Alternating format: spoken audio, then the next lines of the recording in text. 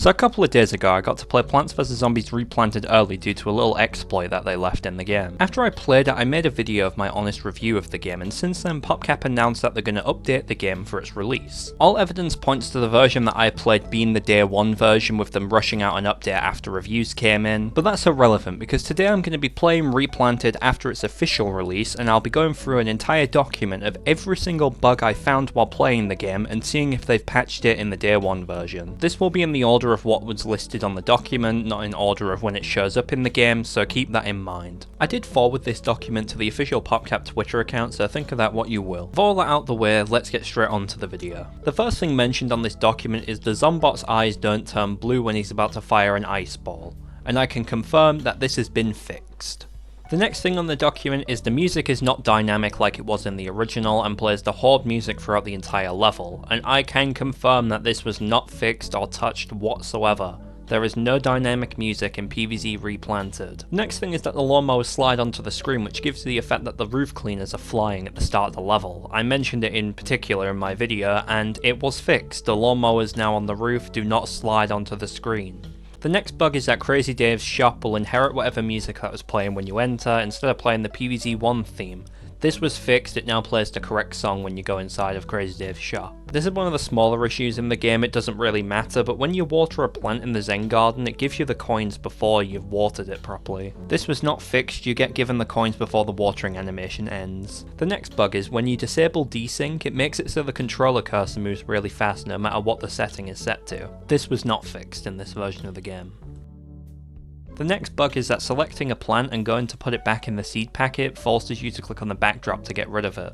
This has been fixed, you can now click on the seed packet to put a plant back. The next bug is that plants don't get greyed out when you select them and they're not affordable on a controller. This was not fixed, so there's no visual indicator on the cursor if you can afford a plant or not. This was something that was present in PvZ1 on the Xbox 360. Now this is the one thing from the Xbox version of the game that 100% should have been brought over that wasn't and still isn't, and it's when you click RT or whatever the button is on other controllers, it doesn't drag all of the sun directly to your cursor. Considering that this game has a speed up mechanic in it, I would see this as a very important thing for controller players. Since I've played the game on controller on the 2x speed, it is nearly impossible to grab all the sun and also plant plants at the same time. The next bug is that the rake shows up in versus mode if you purchase it from Crazy Dave's shop before starting versus, and this was not fixed. They did fix the issue with the zombies having sun on their seed packets as opposed to brains, and also the brain pickup itself is better looking now. So the next bug requires you to play on PC and also a controller on versus mode and have one player on the mouse and the other player on controller.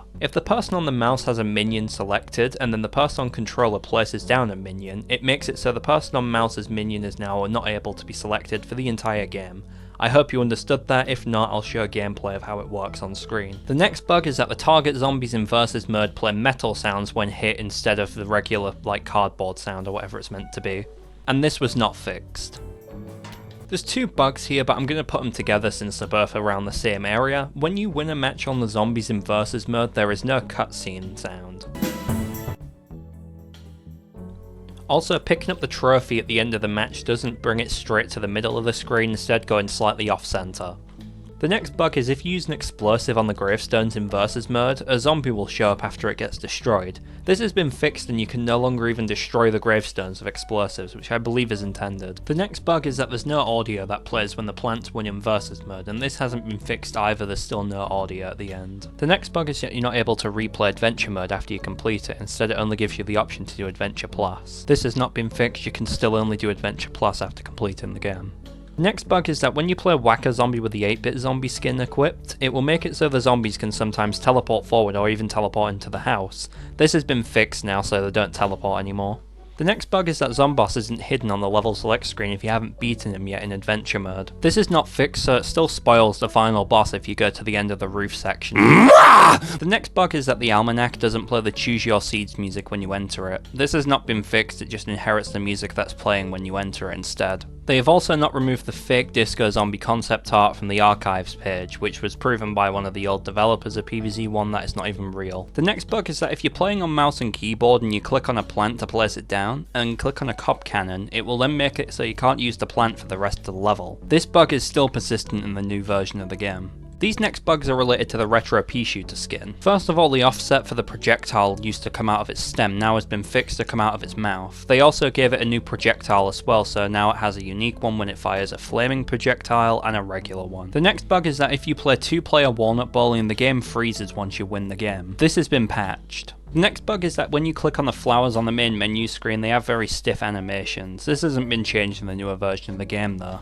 The next bug is that when you use the speed up button, it also speeds up the game's music. This has been fixed, so now whenever you speed up the game, it doesn't change the music whatsoever, which is a very good change, and I'm very thankful that PopCat listened to us on this one. The next bug is that you can only have one save file for the puzzle section going on at once for endless mode. You can see here I've already got a streak and iZombie, and if I leave and go back to the puzzle section and start a vase break at endless, you can see I get this pop-up, go in the game, and now I'm going to go back to the puzzle section and try my iZombie save file again, and you will see right here it is completely reset it back to 0. From what I've been told, this game makes it so every single section of the game only has one save file, so that each puzzle section has one save file, each survival has one save file. You get what I'm going with here. But I think this is just so silly because if I go on the Xbox 360 version of the game right now, I can play save files that I have had from like a year ago in survival, and go back and play survival endless, and at no point that survival level will ever get affected. I can have a version of iZombie and Vasebreaker going at the same time, and not lose either of the save files. I think this is such a stupid idea, no clue why it's still in the game. Hopefully it gets fixed. I do recommend not starting an endless mode on either of these until it gets fixed. The next bug is that when you put a plant inside of the wheelbarrow in the Zen Garden, it doesn't show the plant is inside of it in the icon unless you go to drag it and put it back. This is still a bug in the current version of the game, as you can see on screen. The next bug is that Twin Sunflower's petals are wrong, and this has been fixed as you can see on screen. She now looks the same as she does on the Xbox version or the Game of the Year version. The next bug is that Zomboss doesn't have a health bar inside of the Zomboss boss fight. This has been fixed now so you can see how much health Zomboss has.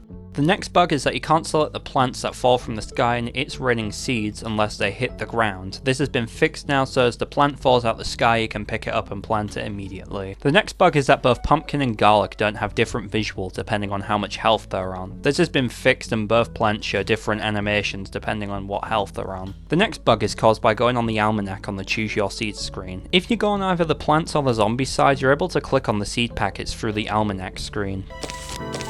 This also means you're able to start the game too while on the almanac screen for some reason. So that's pretty much every single bug that's listed on my documents page. I can't lie, I'm quite impressed with how many bugs were fixed since they got reported when the game got leaked. They did also put out a Steam post talking about all the different things they fixed in this patch update. Some of these bugs I didn't see anyone talking about, so I'm quite impressed that they managed to catch on to them. They do also mention at the bottom of this page that they're working on more updates as time goes on, so if that's the case, I hope this video can be helpful to the developers if they want to see more bugs in the game. But please, if you're going to take anything from this video, please fix the dynamic music. It was in the original game and I'm pretty sure near enough every single fan wants this to return, so it'll be nice if you could bring that dynamic music back. One more thing, can you please give us the option to disable the RIP mode sound effects? It gets really annoying.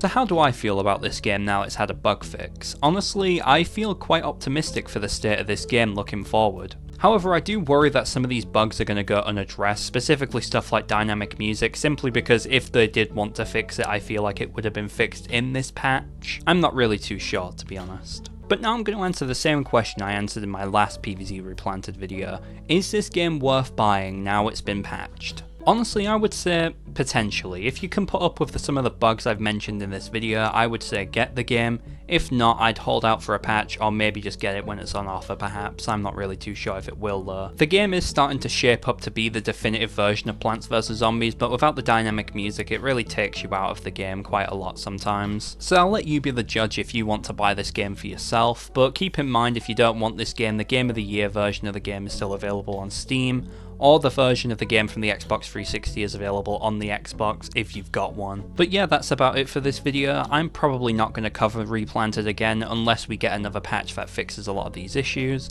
I hope you all enjoyed, and I'll see you all in the next one.